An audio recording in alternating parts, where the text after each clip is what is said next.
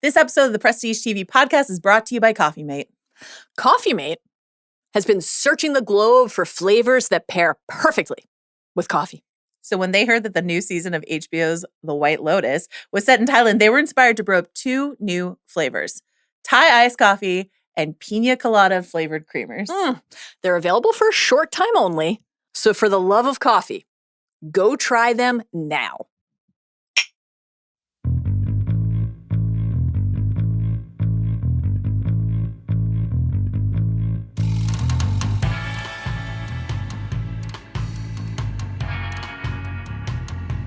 Hello, welcome back to the Prestige TV podcast feed. I'm Joanna Robinson. I'm still in the void.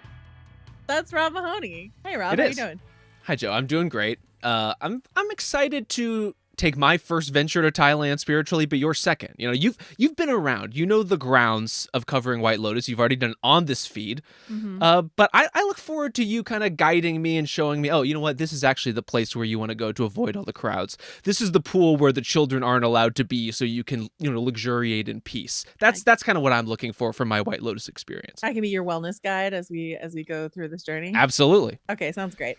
Rob, why are we doing 2 White Lotus pods on this feed? What are you and I doing that's different from what Bill and Mal and I are doing on Sunday night? It's a great question. Do you know the answer to this question? I can come up with an answer. My answer is I love covering TV shows with you, Joe, and I would love to cover White Lotus. I know why I'm doing it. You so graciously are, as I said, coming back for another bite of the apple, another bite of the poisonous fruit. You're right back in it, and I appreciate it for one. I think one thing we wanted to do, so Bill and Mal and I we have the video pods that are, and you can also just listen to them, that are going up on Sunday nights directly after the show. We wanted to do a show a couple days later to get in on the theories that people are going through, to get emails from you all, and just to sort of marinate with the episode and perhaps dive a little bit deeper into White Lotus. Rob Mahoney. Yes. If folks want to email us, we have not decided whether or not we're going to go with any of the emails that we come up with today, because you aren't feeling like 100% confident you have nailed it yet. But what are your early ideas for a special deep dive White Lotus podcast that people can email? Well, first, let's make it clear that anyone can email us at any time at prestigetv@spotify.com. That's available to you. And they already have. For White Lotus. They're excited. The people are jazzed, as are we. Yeah. This is a tough one. I have to say there weren't particular lines of dialogue, although I was cackling throughout this episode. I was really enjoying it. But as far as a signature email line, I didn't think anything really jumped out at me. And so I'm thinking more conceptual. Okay. After listening to your pod with Mal and Bill, monkeyshootout@gmail.com could be right there for the taking. Yeah. And similarly, this is a spelling nightmare. Chekhov's macaque @gmail.com, I think, could hint at something to come, but I'm not going to ask anyone out there to spell Chekhov's macaque for an email. So I think we're still searching, Joe. Okay, what about the monkeys did it @gmail.com? I like the monkeys did it. If that's available, we should jump on the monkeys did it. Monkeys done it is available. Can we tolerate that? I don't think we can do monkeys. What about monkey shootout? Is monkey shootout available? Monkey shootout is available. I mean, I don't hate it. I'm doing monkey shootout. Okay. All right. We have, through the magic of editing, figured out that monkey shootout is available. The monkeys did it is not available. No. But monkeyshootout@gmail.com is available. So if you have questions, comments, or concerns for us, you can find us at monkeyshootout@gmail.com or prestigetv@spotify.com.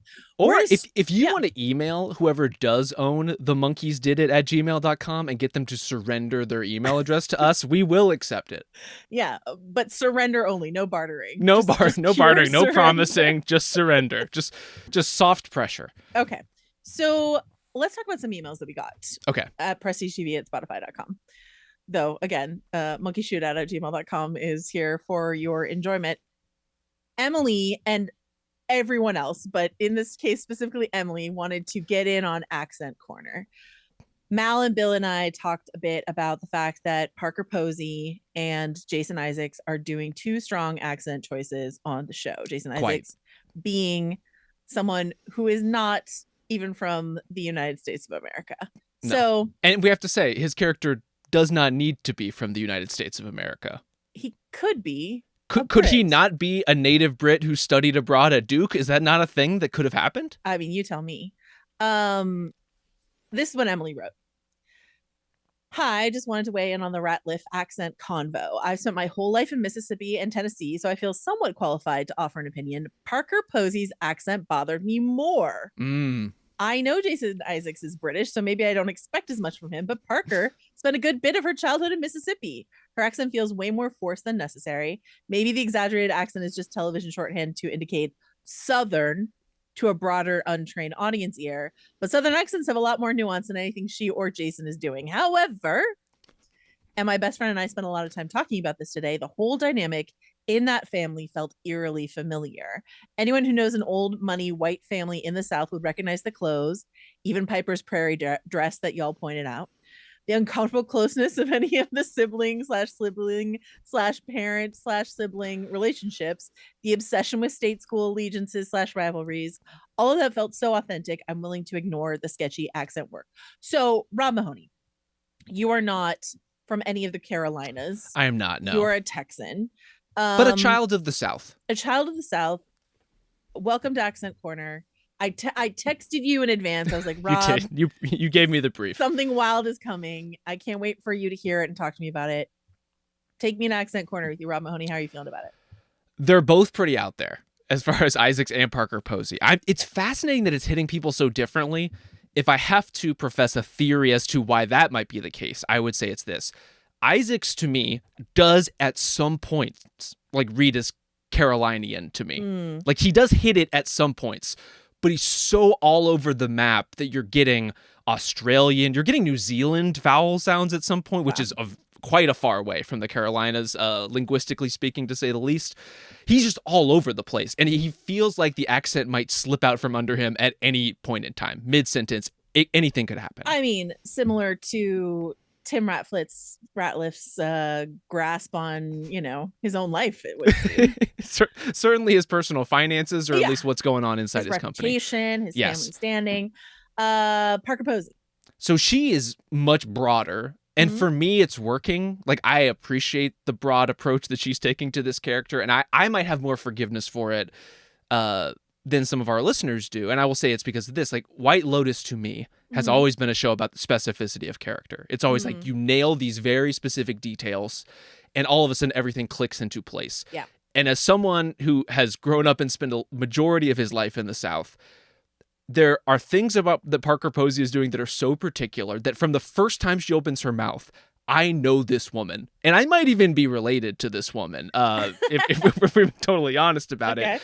Like, I just started laughing, and there's a very good storytelling mechanism here, because there is no better vehicle for exposition than a Southern mom. Like, she will come in guns a-blazing, telling you the entire life story of every single person that she's traveling with. Does she have to be on lorazepam when she does it, or is that just a bonus? I think that's optional. I think that's just for the vibes, and also another reason why I'm a little more forgiving on the accent work. Like, she's in a slurry zone and a very pleasant wave that, frankly, may we all have what she's having. That's my take on the excessive drawl from Parker, is that this is a drug-induced sort of slur. She's barely awake for most of this first episode. Her eyes are like at half mast at all time. To be clear, I love Jason Isaacs on the show, and I love Parker Posey on the show. They are actors I love. I think they're really well cast. The Accent Corner is fun to talk about, but I just want to make it clear. I think they're phenomenal, and I think what Isaacs is doing, especially in the way that Tim Ratliff manages someone like Pam, that like really like bolstering but condescending sort of approach that he has is just Jesus Christ. I know that guy. Like, I know that guy, and Jason Isaacs is perfect casting, not just for that guy, but for potentially shady businessman with a perpetually like puffed out chest, who is, I would say, like, most influenced by how other people see him, and is like deeply insecure in spite of that. So it's like, it's great casting. The accent work is really all over the place. It's not bothering me. I'm along for the ride. Yeah, I'm curious to see if, like, week to week it sort of fades in the background and we don't even notice it anymore, or if it becomes more hilarious. We shall see. And then another theory that I've seen floated around that Mal and Bill and I didn't talk about because it honestly hadn't occurred to me. But I've seen it in a couple different places. And our listener Ellen wrote in to say, I feel like one theory you folks didn't cover on the Excellent Pod this week is that it definitely, strong words, Ellen, definitely seems like Carrie Coon is being set up to be the mother of Portia, aka Haley Lou Richardson from season 2. This did not occur to me at all. She was just talking about sort of, she thinks their hair is similar, blah blah. Carrie Coon is playing Lori, one of the 3 blonde friends who are together on this trip. They do mention that she has a daughter. What do you think of this theory? How does this sitting for you?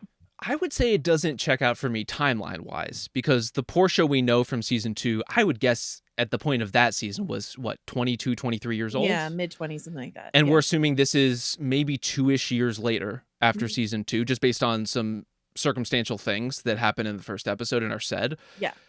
Would you describe a 25-year-old as turning into a really cool girl? Like that, I would think you'd get more into young woman territory. Yeah. Yeah. If you're going to describe someone in their 20s, like cool girl is not how I would think that an older woman would describe a woman in her 20s. Yeah. I will say the thing that's appealing to this about me, I don't think it's true, but I love a theory, so I'm willing to entertain all theories, but like I wouldn't mind a future installation of White Lotus where Carrie Coon and Haley Lou Richardson play mother-daughter who go visit another White Lotus location. Though, given that Portia is like pretty sure what happened to her boss. Yep. Do you not think she would say to her mom, "He maybe don't go to a White Lotus"? I do think that she would indeed say that. Yeah.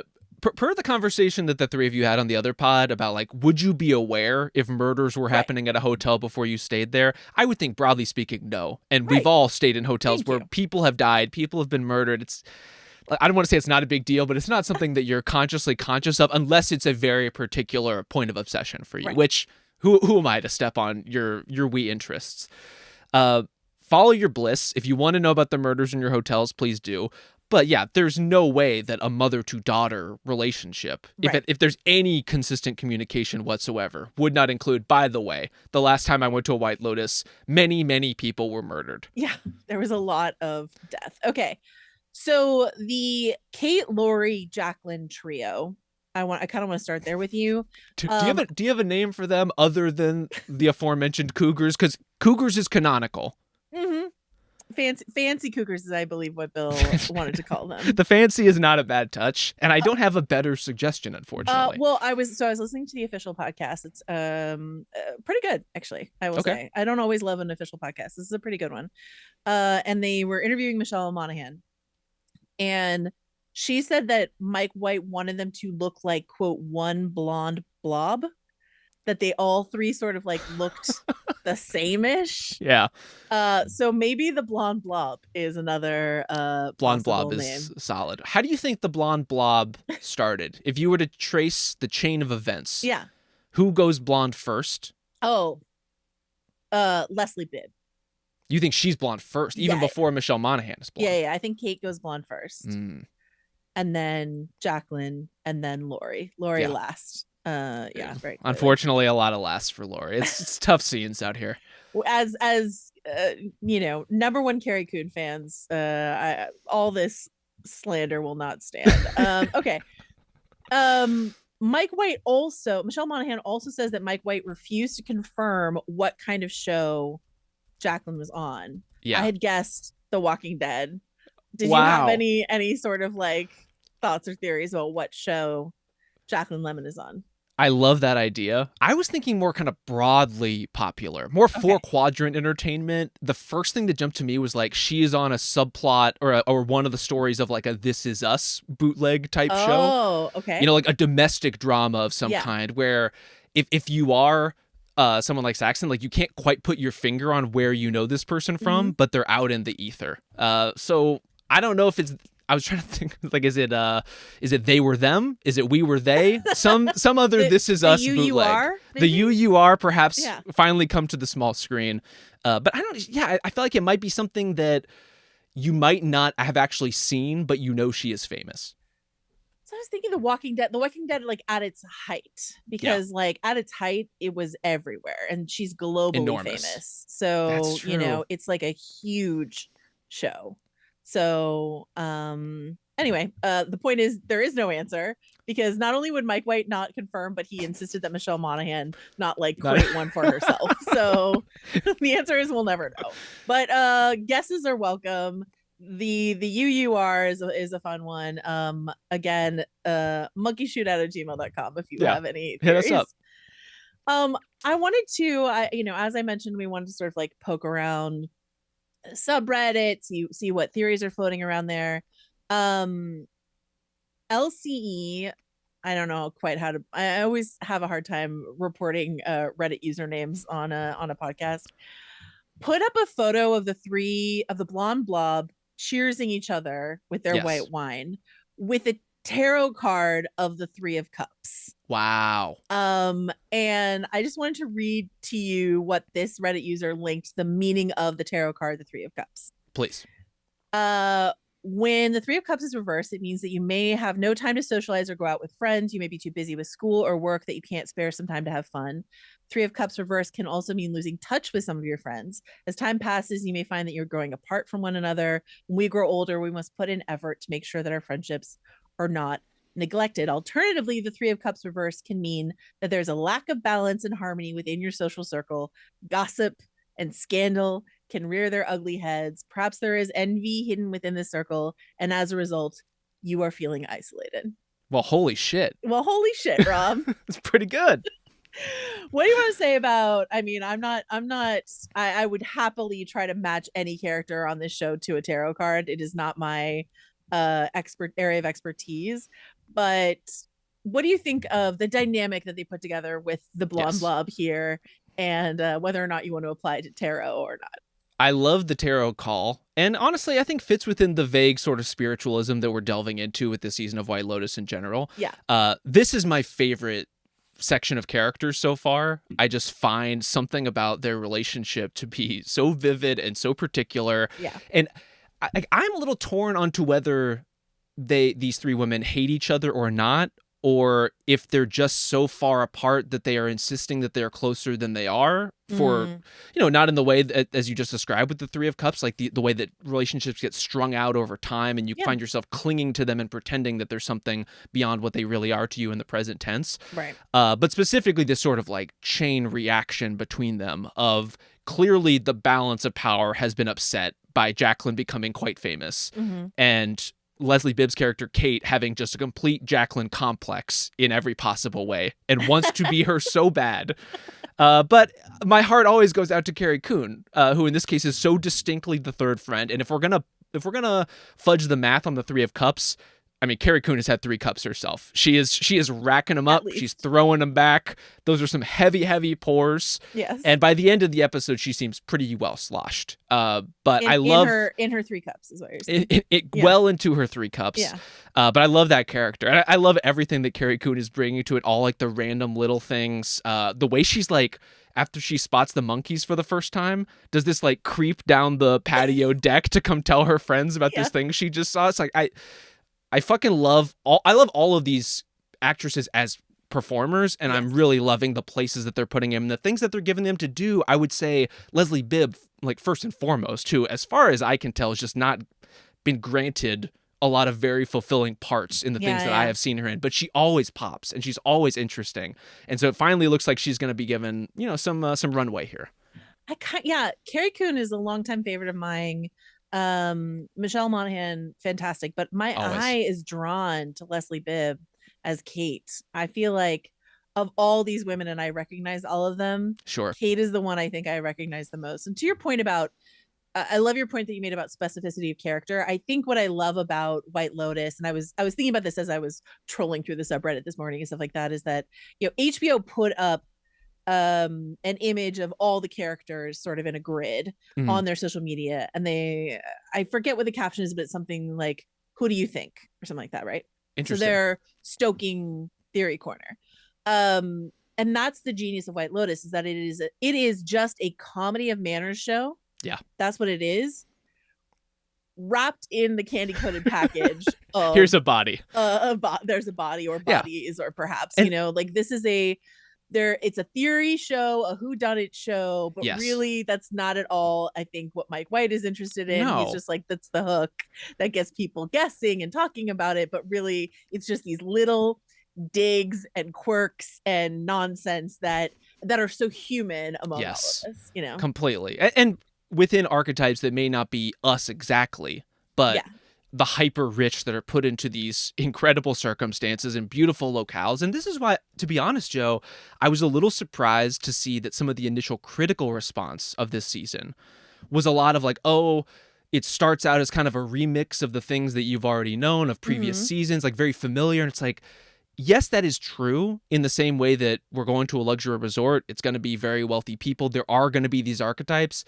But what makes White Lotus to me is that the textures are always so different. And it may be another, you know, son who is inheriting incredible wealth working for his father, but the personality type is just different enough.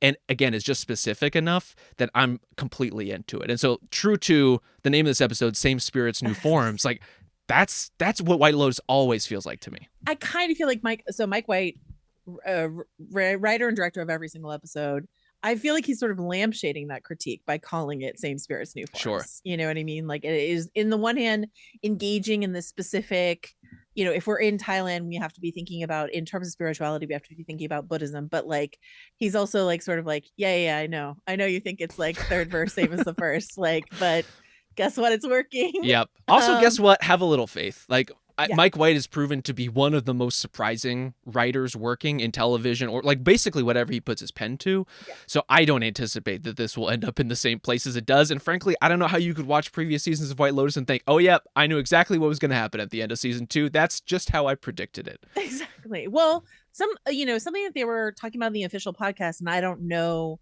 whether or not I agree, because we'll have to see how it all plays out, is they were pointing in that the deaths in the first 2 seasons are accidental. Yes.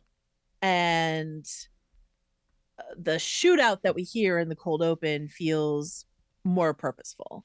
Maybe. Unless a monkey did it. I think it's also very plausible that some people with guns freak out because of some monkeys or anything else and wind up killing someone who is completely unrelated to anything that may have caused the scare in the first place. Yeah. I want to talk to you about the opening credits a little bit. There's this idea of, okay, let me rewind a bit and say this sort of animalistic theme, which has been true of every season of White Lotus, but maybe this one in particular, I would think. Particularly, we've got monkeys everywhere. That's monitor that's lizards. Let's go. Snakes in trees, whatever. But this idea that like we are animals, we have packs that we are in, whether it's like a blonde blob or a biological family or a couple, like we have these various like packs that we run in. We've got the fancy cougars, we've got the monkeys everywhere, we've got Patrick Schwarzenegger in the water like a crocodile, like a predator, like a hippo, like something like that, right? We've got this like terrier energy coming off of Chelsea and a sleepy cat energy coming off of Vicky. And one of my favorites in the opening credits, which is like a lot of people, a lot of monkeys overrunning people. Yep. A lot of various flora and fauna of the area. The opening credits card for Parker Posey is of 2 monkeys getting absolutely zooted. They're just like smoking pipes and just sitting there like getting absolutely blazed. But you see a lot of these scenarios where like animals that you think of as predators become prey inside of some of these scenarios in the opening credits. And I think that's interesting, because if you think about someone like Tim Ratliff, who starts the show as this sort of like alpha male apex predator sort of figure, and then is being hunted, if you want to put it that way, by I wouldn't the media. Come to justice, perhaps. Consequences of his own actions. Yes. But he is in, you know, at least mentally, emotionally on the run. Yes. From what is coming for him. Saxon on the hunt. Rick is on the hunt for something. Yep. Walton Goggins' character's on the hunt for something. Very much.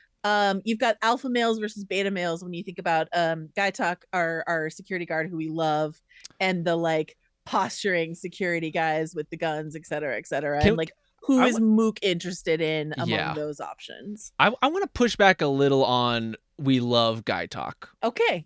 Are you worried he has incel sort of tendencies? So a little nice guy energy coming off him that I'm worried about. The like my princess thing, and he's clearly already flexing kind of a jealous like inclination over Mook, like even talking to other men. Now it may come from a very sweet and sincere place of these guys seem dangerous, they seem whatever. Right. I can understand both ways. I have my eye on him, and frankly, if we're picking characters who could wind up in circumstances that get unexpectedly violent, I have my eye on Guy Talk as a love-struck guy who seems like he's about to do something very, very stupid. Like I have that kind of course laid out for him, and I hope he doesn't take it. You're not wrong in some of your assessment here. I feel very tenderly towards him. Let's see if we want to keep that nice guy appellation, capital N, capital G, nice guy, or if he gets to earn the lowercase n, lowercase I hope so. G, nice guy. On the Mook front, and this is something that Bill and Mal and I didn't mention, but we definitely got emails about. The actress playing Mook is an extremely famous, the most famous, globally famous person who has been on White Lotus. Not even close. What is your I feel like you know more about K-pop than I do. What do you want to say about Lisa from Blackpink? I mean, I'm mostly K-pop adjacent personally, so not a passion project of mine, but absolutely have people in my life for whom Blackpink is a huge deal. They're a huge deal for a lot of the world. Just one of the biggest musical groups in the world, period. And especially within K-pop, I would say by a wide margin, the most popular girl group. And so Lisa is like is native Thai, is the sort of like rapper front dancer of that group. And so, yes, is a level of celebrity that for people like us, Walton Goggins is a statue of a man and very important. But for a wider swath of people, Lisa from Blackpink is a huge fucking deal. Yeah. I think she's great. I think she's doing She's been really good so far. And I think her casting in this role, and frankly, the amount of screen time that Mook gets in the first episode, certainly portending like a level of significance for a member of the staff. And you know, I think we're trying to figure out who is actually going to wind up central to these plots or those plots, who are the crossover characters. And I think by nature of working for the White Lotus, she's going to be bouncing between all these stories in a way that gives her a lot of relevance and a lot of time. So my apologies to the K-pop stands for us not mentioning it on Not a group Sunday. You want to get on the bad side of. I do not organize against me. I think she's wonderful, and I think the sense that I got from people writing in or people talking about it is that like when she was cast, there was concern. She's not acted before, and there was concern if this was stunt casting of a sort, or if this would, if we heard, I don't know, Britney Spears was going to be in White Lotus. She's not Britney Spears, I know, but like, was going to Sabrina Carpenter, a pop star of whatever variety. Actually, Sabrina Carpenter is an actress. Anyway, someone, a pop star is going to be in season 4 of White Lotus, and we're like, oh, this brother. is the problem with the like American pop star comps is half of them were on the Disney Channel growing up. It's like, what are you supposed to do with this now? I'm like, Sabrina Carpenter can do anything. Welcome to the White Lotus, Sabrina Carpenter. But this is a pretty naturalistic performance for a first-time actor, and a very natural look that I think even like fans of Blackpink or fans of Lisa's would say, like, oh, this is something very different for her. Yeah. To go back to the sort of like animal comp, though, that idea of the pack mentality has always been evident in White Lotus. Who is in your pack? Where are you the alpha? Where are you the beta? That sort of stuff. Yeah. But I wanted to drill down on this quote that we hear from Piper's audiobook, right? Identity is a prison. Listening to a monk's book as an audiobook just feels disrespectful for some reason. While also reading it and highlighting it at the same time. Is that what's happening? Okay. I didn't realize that was a thing that people did. It's not, as far as I know. Maybe while you're studying, perhaps. If you do this, please email us at prestigetv@spotify.com or at monkeyshootout@gmail.com. I would love to know the explanation for why you would both listen to an audiobook and read the physical version at the same time.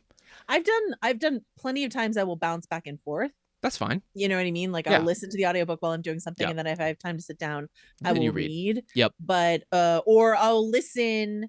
Let's say it's for work, so that's similar to studying, and I'll listen. I'll hear a passage. I might want to go back and read it physically, Definitely. but not at the same time. I feel like that would cross my wires a bit. Anyway, seems to work for Piper. Perhaps she says, "This is the quote: Identity is a prison.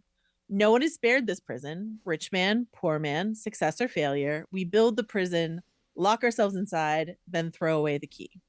How did this hit with you, Joe, now that you are sitting in a void prison of your own making that you cannot escape from? Success or failure, who's to say? I don't know. Doing your third podcast of the day. Oh, from the void. Great question. I am so fascinated by the way in which sort of Eastern spirituality, white people looking for meaning inside of Eastern spirituality, Yes, is going to work this season. But this idea of I want to broaden it out too to not just white people though, because I think it was such a White Lotus articulation of spirituality to me in the cold open with Zion, a character named Zion who begs a Buddha statue to save his mom, then begs Jesus for forgiveness, then snaps back at Buddha. Like that is White Lotus spirituality to me.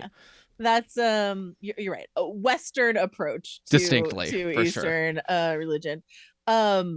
This, as far as I can tell, is a made-up quote for the show. As far as I can tell, this is not the teachings of any specific actual real-life monk.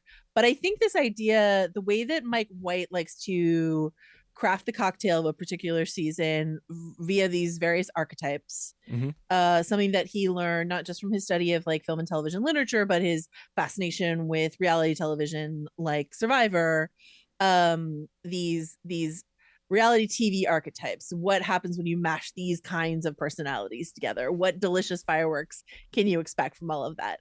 But this idea that like when you're talking about archetypes, you're talking about identity then. So like what about identity for any of these characters do you want to point out as a potential prison? Oh man. I mean, I think the whole Ratliff family is stuck in their distinctive prisons, or I think some of them are joint prisons. Maybe the best lens to look at this stuff is through Locke, the youngest son, who is being pulled in all these different directions. Seems to have no idea what he himself wants in the world, which not uncommon for someone his age, but a fascinating place to put a character like that in this sort of lion's den, where in particular, Tim seems like such a nag of a father and seems just basically disappointed at all of his kids for various reasons, but is like constantly on his kids, whether it's about their posture, whether it's about their interview practices, what it's like he always wants something more of them. Yeah. And so to find yourself in Locke's position with your mom more pharmaceutical than woman, with your nag father, with your sister who you might share a bed with, but your brother who you seemingly definitely want to watch jerk off. He's in some kind of prison. I don't know what it is yet. And I think he's choosing his own prison in a way. Tough times for Lockie. If the Ratliff family with the sort of scandal in the media and this jockeying for favor sort of thing, feels very Succession comes to White Lotus. With Piper being like so Shiv Roy coded, like all this sort of like what are you getting from that? From Piper? Yeah, because I feel like she didn't get a lot to do in this episode other than be sort of timid at the idea of actually going into the temple that she's supposed to visit. Well, sort of like slightly removed from the core of the nonsense of her family. Yeah, that's true. And but also impractical inside of that removal is sort of my read so far. Okay. Something that I texted you about this morning that's been going around the internet is the opening image of the Ratliff kids, which is Saxon, Patrick Schwarzenegger, Piper, Sarah Catherine Hook, and Lachlan Lockie, Sam Nivola, with sunglasses on, headphones on, and then like a Coke bottle up to the mouth as the sort of see no evil, hear no evil, speak no evil monkeys. How do you feel about that, Rob? I mean, Mike White is fucking diabolical. He's so good at this stuff. Yeah. And frankly, like so many of the filmmaking choices in general, whether it's in service of character, whether it's in service of just like flow and transition, like yes, this is a character piece. Yes, this is a story about like man's incursion into nature. And I just want to see some fucking like droplets on a lily pad sometimes. And everything feels so cohesive because all of these edges are papered over, and because ultimately like you get these really vivid ideas about who these characters are without them having to do anything or say anything or be anything. You just see them kind of exist in a space, and it's like, oh, I get a vibe from this family as far as what the power dynamics are. Like I understand why a character like Locke would feel so torn between the temple and the pool. Everything happens so quickly, and the efficiency of character in White Lotus is just on a different level than almost everything else that's on television. Something that Mallory texted both of us before you and either of us had a chance to watch any episodes was to promise you, Rob Mahoney, yes, a chance to talk about the Duke versus UNC rivalry. What do you want to say? What do you want to inform our listeners who may not know anything about basketball, college basketball? Oh. What the context here? This is a heavy responsibility. I honestly don't think this is a case where I can give you specifics that would put it in detail. It is just one of the biggest sports rivalries in the world, and certainly within American sports. And it is not just, oh, we hate each other's team. Like, there is a deep existential hatred between, hilariously, two collegiate institutions. And so there's just something extra in the water here. And in particular, like, Jason Isaacs could not be more Duke coded than he is. Tell me why. Tell me why. Now you're actually just gonna get me in trouble. Oh. there is a pompousness to him that checks out Duke for sure. And there is a eternal frat bro turned maybe like finance bro element to Saxon that absolutely reads Duke to me. And honestly, Parker Posey also reads UNC to me. So I think they're actually hitting some pretty specific marks here, and some ones that I think serve the characters quite well, even if it is just like a family trying to lobby their son over which school to go to, when ultimately, like, just pick Wake, dude. Like, pick a different, like, a Tobacco Road school, spite both sides of your family. Like, set your own path, Locke, please. Seems like Lockie has never made a decision for himself in his life. Will he before the season is over? Time will tell. I got shot down with this idea, though I've since received some support outside of Bill and Mallory. Will you entertain my "is Saxon a virgin" question? It seems possible. Like, I mean, anytime a character is obsessed with sex, you have to ask the question. Just asking questions. And in the spirit of characters projecting their own issues onto other people, him being so concerned that his hot ? Sister might have never had sex before. Like, my guy, like, maybe check yourself. Maybe look in the mirror. He is uncommonly obsessed with porn and uncommonly horny coming off of a commercial flight. That's a weird look. Yeah, not a commercial flight. The Ratliffs do strike me as like one Tennessee Williams play away from just absolute wreckage. But more incest than a usual Tennessee Williams play. Yeah, but occasionally you have that in Tennessee Williams play. Okay, so Literature Corner. Speaking of Tennessee Williams, as we are, I'm here to take you to Fiction Corner, Rob, and I believe you'll have a good time here. Okay. Victoria Ratliff is reading a copy of The Beautiful and the Damned by F. Scott Fitzgerald. F. Scott Fitzgerald, of course, famously wrote The Great Gatsby, among other things. And if folks aren't as familiar with The Great Gatsby, I will just note that, like, bodies floating in pools and green lights out on the bay, both of which we see in this episode, are classic Gatsby moments.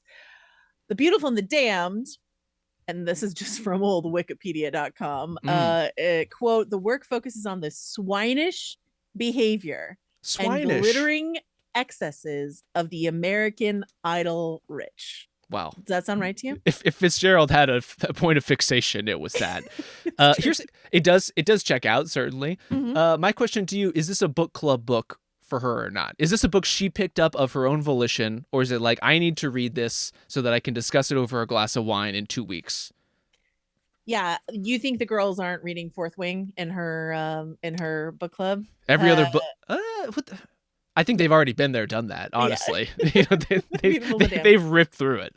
I wanted to read a couple quotes from The Beautiful and the Damned for you and see if you can figure out which character I'm thinking of on White Lotus when I read it to you. And these are characters from this season. this season of White Lotus. Got it. From The Beautiful and the Damned by F. Scott Fitzgerald. Quote, here's to alcohol, the rose-colored glasses of life. Let me stop you. That's Lori. Yeah, that's Carrie Coon. Okay. This one's probably the hardest. Okay. Quote, tired with everything, tired with the world's weight he had never chosen to bear.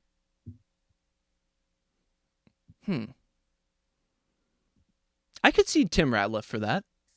It could be, and that's probably better, but I was just thinking of Rick Walton Goggins as he rolls up to the beach and he just looks so bedraggled. Like no one has ever looked more wilted in his life. He's so Rick grumpy. Grumpy Goggins is a very particular flavor that we don't get that often. It's true. I'm enjoying it, and I can't wait to see. Like, we haven't barely even touched the Rick and Chelsea elements of this first episode. We're so gonna far. get back to that. There's a lot going on. I would never deprive you of the opportunity to talk about Walton Goggins. It means a lot I to me. Promise you. Okay, 2 more quotes and then we're out of here. In Okay. crowded rooms, they would form words with their lips for each other's eyes. Ooh, okay. I think there's a couple answers for this one. Yeah. I could see Kate and Jacqueline. I could also see Piper and Locke. Because they seem to have a particular connection, and there's an actual intimacy to Piper and Locke that I think is worth watching and worth charting, and I'm curious to see like exactly what their relationship is. But there's a closeness there for sure. Is it a wholesome closeness? Time will tell. Who knows? I was thinking of at least at any given time 2 members of the Blond Blob. Yeah. Rolling their eyes about the third member, and I feel like they all sort of take their turn in doing so. You see it as like a true triangle, because to me it feels like what has happened is there's Jacqueline and there's Kate who wants to be Jacqueline, and they have a particular connection. I'm guessing maybe originally their dynamic was a little flipped and it's become kind of muddled over time, and then there's Lori, who is the third friend who is not taking a victory tour, and then Lori, who is also there. She is also and you. I just think like you're completely right that there are all these moments where Jacqueline and Kate are complimenting each other, and then they like remember to acknowledge that Lori's in the room. Yes. And it's terribly awkward. I think there were just a few times that Jacqueline was like, I would sleep in a tree, that I feel like Lori and Kate looked at each other. True. You know what I mean? So so generous. So nice. So I just feel like it's sort of at any given moment the looks can go in any given direction. God, I love the Blob. I love the fancy cougars. They're a delight. They're great. Okay, this is the last one. It's not to any character. This is just what I think the whole show is about. All right. From The Beautiful and the Damned by F. Scott Fitzgerald. Quote, things are sweeter when they're lost. I know because I once wanted something and got it. It was the only thing I ever wanted badly. And when I got it, it turned to dust in my hand. But I was told by Saxon that life is all about getting the things you want. Is it not? Respect, pussy, success. All I know is that is the guy that I want to take life advice from. He seems like he's got it all figured out. He's got the shirt tucked in. He's got the little band on his sunglasses. He refuses to surrender his cell phone. Like, that guy's got it together. The way the women actively turn away from him when he talks to them. He does. But I will say Chelsea is not checking him out. Yeah. There's a little side eye between the two of them happening. Him. Well, I mean, he's not going to let the opportunity to towel off in front of a woman go by him. And so, like, he's making it a point to be seen, but it does seem like she's at least kind of clocking the peripheral. I want to talk about Chelsea and Rick in a second, because obviously I need you to get your Goggins takes off. But before we leave this, I just want to say that last quote, when you think about, and they talked about this in the official pod, when you think about, they did not talk about F. Scott Fitzgerald at all, but when you talk about Thailand and Buddhism, this core tenet of Buddhism that is suffering is caused by needs, attachment, desire. Yeah. Which is White Lotus. So, it is White Lotus. It's also, like, I will say, quite astute of Saxon to even broach these ideas as he's talking about what life is all about. I mean, he clearly inverts a lot of it and gets it quite wrong. But the fact that he even has these touchstones to understand the differences between him and his sister, I think is more than I gave him credit for. Let's talk about Rick and Chelsea. What a pair. Two main theories floating around Rick right now. Well, I mean, we'll get to the sort of like, what does he want with Scott Glenn question that Bill and Mal and I entertained. Before we get there, I'm gonna pose these two theories to you. Okay. Is Rick a grifter who can't go to Australia? Hmm. Or is he a secret agent of some kind? Oh, Like an okay. undercover FBI, CIA, something like that. I think agent? grungier than that. To me, a lot of what's happening with Rick and a lot of the things that Chelsea is saying about him read more hitman or read more bounty hunter. Like Ooh. specifically this idea that like they were supposed to go one place and then plans changed dramatically and they now have to go to Thailand and there's no arguing out of it. Like he has some kind of job to do here So that you feels think this more is work based, not personal? I think this vengeance is based? work based. I think like Okay. something came up and he found out that Hollinger was going to be at this place at this Yeah. time, or at least was supposed to be, and is showing up with some intention of I don't know if it's talking to him, I don't know if it's capturing him, I don't know if it's killing him. Maybe it's like a drug mule. Like I think it's something more on the other side of the law, but maybe that's just Goggins pulling the wool over my eyes yet again, as I am inclined to see him as such a scamp. He is. He's an outlaw, famously. Yes. You know. Okay, so Jim Hollinger, you know, I'm gonna assume that not every single person listening to this episode necessarily heard Bill and Mal and I talk about this, but Jim Hollinger, owner of, I don't know if it's just this White Lotus or all White Loti. Unclear. Unclear if it's a franchise or not. Played by the great actor Scott Glenn. Yeah, a leftovers reunion with Carrie. Let me do that again. Yeah. A leftovers reunion with Carrie Coon and a Bad Monkey reunion, Joe, with Michelle Monaghan. Like all of our people are coming together here. I didn't think we'd ever talk about Bad Monkey again. Here we are in the baddest of monkeyiest of shows. You mean a show with some mystical animal involvement about man and nature and how they interact and how perhaps we've overstepped? Will Michelle have another moment with a hippo? Time will tell. I think it was a manatee. Be respectful. It was a manatee. I'm so sorry. Thank you. Scott Glenn, great actor. We see him in the photo only, but he is playing Jim Hollinger. Clearly Scott Glenn. Who Rick has clearly is disappointed to find is not here at the White Lotus. And you think this is a job, a hit, an assignation or something like that? I think something like that. And that would be the reason he potentially can't go to Australia, as he's in some kind of legal trouble there. Right. Whereas Bill and Mal and I were pretty firmly on like, we think this is his dad. His or dad. Something like that. I mean, like I get it from the physical resemblance element that you guys talked about. Like I would not buy it, but this feels more business than personal or pleasure to me. And I think the Chelsea element, while I'm sure fun for Rick in some ways, is also just good cover, right? To travel as a couple versus like a solo weirdo who's very upset that this one random businessman was not there. Like it's not a good look. Because what else? I mean, he just does not seem to like her in this episode. So why else would he be? I mean, and I don't know why. Yeah, exactly. Amy Lee Wood, are you a Sex Education watcher? I have seen a couple seasons. I'm mixed on the show overall, but she is consistently a delight. Delight. Absolutely. And is that here too? Like she's the most well-adjusted person at this whole freaking resort. Yeah. Absolutely. I heard someone identify themselves as a Chelsea, and I'm like, we all hope we're the Chelsea. Aspirationally. I'm not sure we are. And yeah, so anything else you want to say about Chelsea or Amy Lee Wood in general and her performance? Yeah, I think ultimately, like, it's not surprising to me that she can make fast friends with Chloe, this other woman at the bar. And if we want to dive into the Greg parts of all this. I'm ready to talk about Greg anytime. Perfectly, open to lots of theories on that front. Yeah. But she strikes me as a character who could bounce out of her little clique, right? Her little family, her little den of people. Like, I think we're starting to see the ways in which the rat lifts and, we're starting to see the ways in which the rat lifts and Rick and Chelsea and the blonde blob all might bump up against each other. And some of those are like straight young guy being horny vibes. And some of them are potentially the fact that like Chelsea just seems like a social butterfly of a character who I would not be surprised if she makes friends with any number of the people who are on this show. Absolutely. And it seems like might have some time to kill. I don't know what Rick's up to, but it's not engaging in tantric activities with her. And that's a miss. Okay.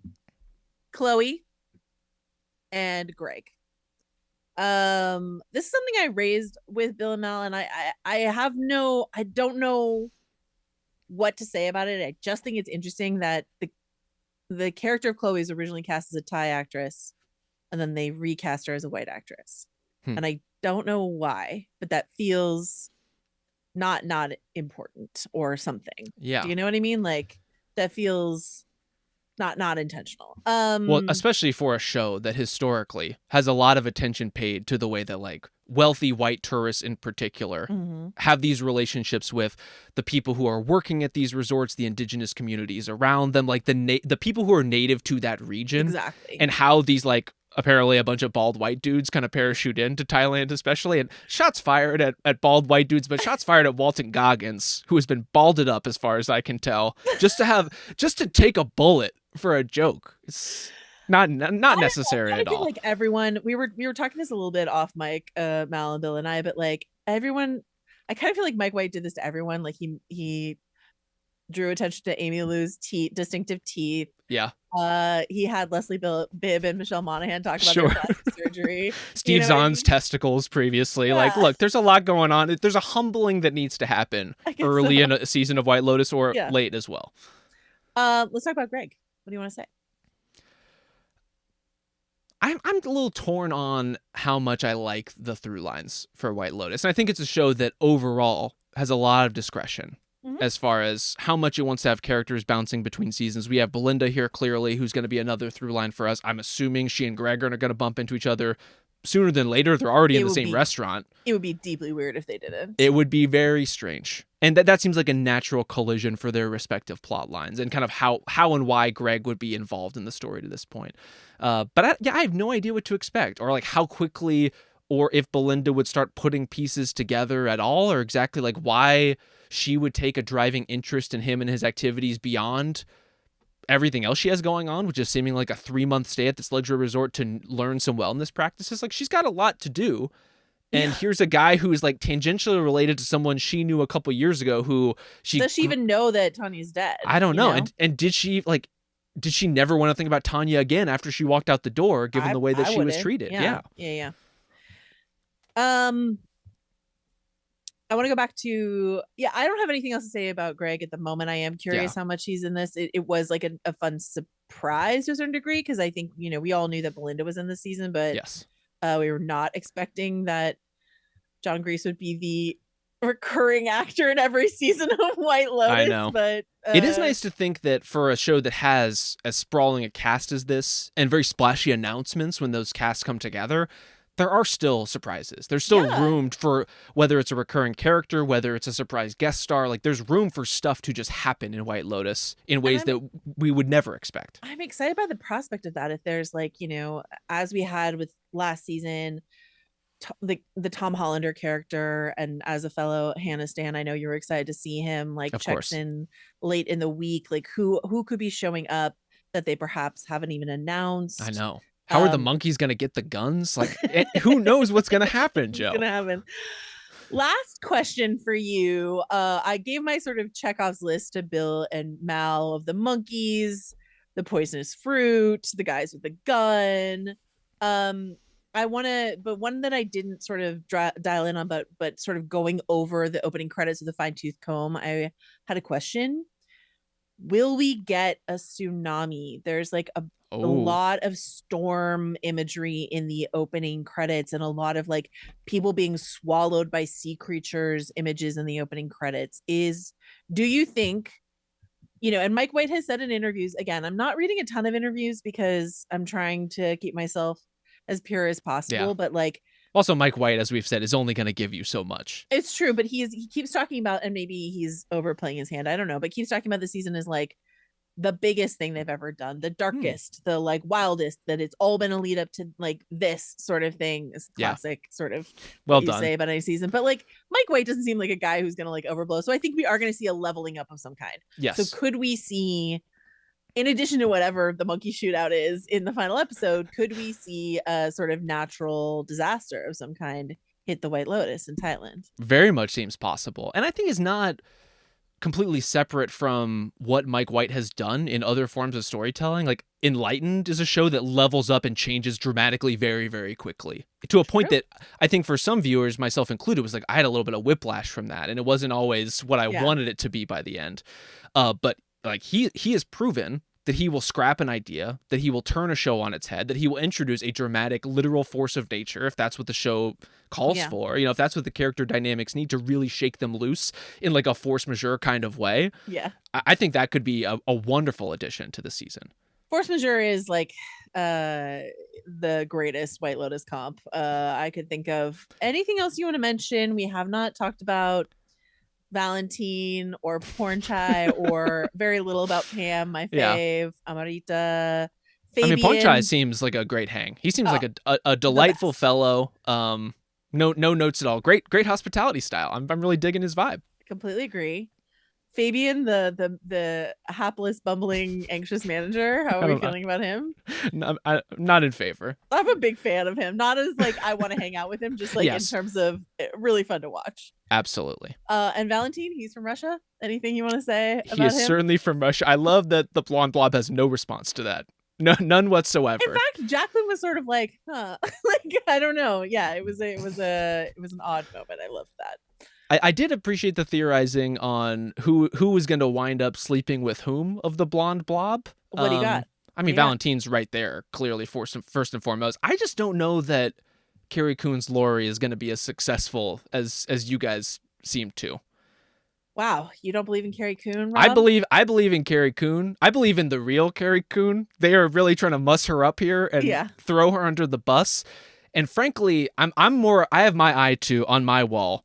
0 days since Laurie last had a breakdown, and it's just going to be that all season. I think I'm just going to be constantly resetting the clock as she goes back into her room and screams in agony over something that happened. And like here, we're thinking she's going to romance like Russian massage therapists. I don't know. Or that he's going to romance her. What? Well, that's very possible. Here's my question: as a preeminent Carrie Coon scholar, Coonologist.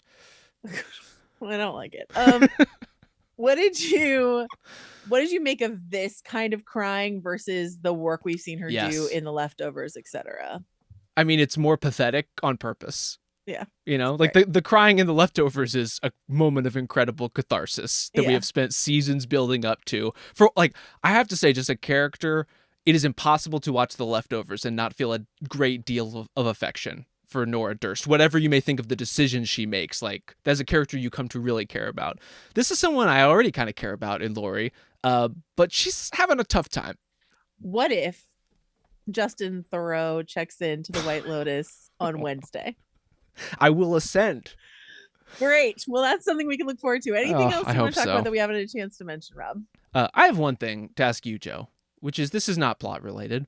Okay. But after Rick... Is it about my LaCroix choices today, Rob? It might be indirectly. Okay. After Rick finds out that his mark, or whoever Hollinger is to him, is not, in fact, on the premises, on the grounds, gets very upset, storms out, cursing, goes immediately to the minibar, pulls out a beer, and just starts going to work on it.